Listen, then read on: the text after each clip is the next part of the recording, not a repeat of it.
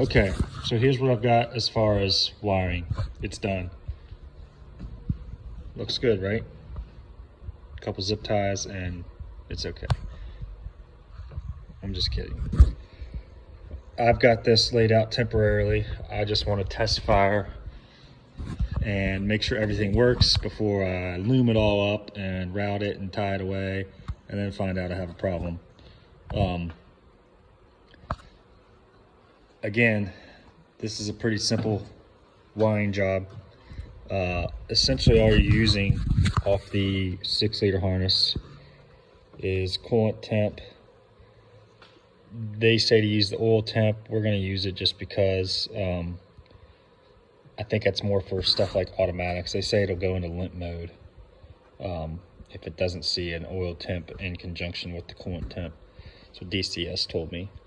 So we'll put it in there. The AC stuff is just sitting down there near the compressor. And the oil pressure I put in where the Cummins had their oil pressure sender. DCS says to put it at the top of the filter. Obviously that's an easier location, but I'd rather have the more accurate reading. That's where Cummins wants it, so that's where I want it. It's right in the oil galley, main oil rifle. And so essentially I'm just going to fire this thing up, make sure everything works as far as the tack, oil pressure, and I won't be able to tell if the coolant temp works, so I probably won't plan on running it that long. But I want to make sure everything works. And then I'm going to trim off everything I don't need out of this harness, which is probably going to be a lot. Then route it the way I want it once it's all loomed together, and tie the tack helper and the intake grid heater control module in with the same harness, so it's all one engine harness, just like it was with the powerstroke. So parts we used off the Dodge, again, grid heater solenoids. This grid heater control module is pretty nice setup. Obviously you have to find a place to mount this. I'm going to make a bracket to mount both of these pieces under the hood here, but makes it pretty simple. The only thing I don't like, and I'm going to do some research if I can, but this is the wait to start lamp. They just provide a 12-volt signal, and they provide this little light, and they want you to drill a hole and put it in, but there's one in the dash. I'm going to see if that's something that will accept a 12-volt signal, if I can find that. I'm thinking it's probably a CAN bus signal, and because as nice as these are set up, I mean, obviously they made this tack helper to work with the factory tack, so I'm going to assume that they've already explored using the dash wait to start light. So the fact that they sent that tells me that it's probably not easily doable anyway. So, but I'm going to look into it. Anyway, grid heater circuit, all temporary. Pull up solenoid relay, that's all temporary, wired in.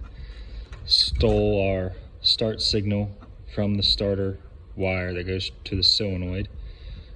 Just soldered in another wire, and so I know now this yellow wire is my start signal for anything I need a start signal for, which obviously the control module and the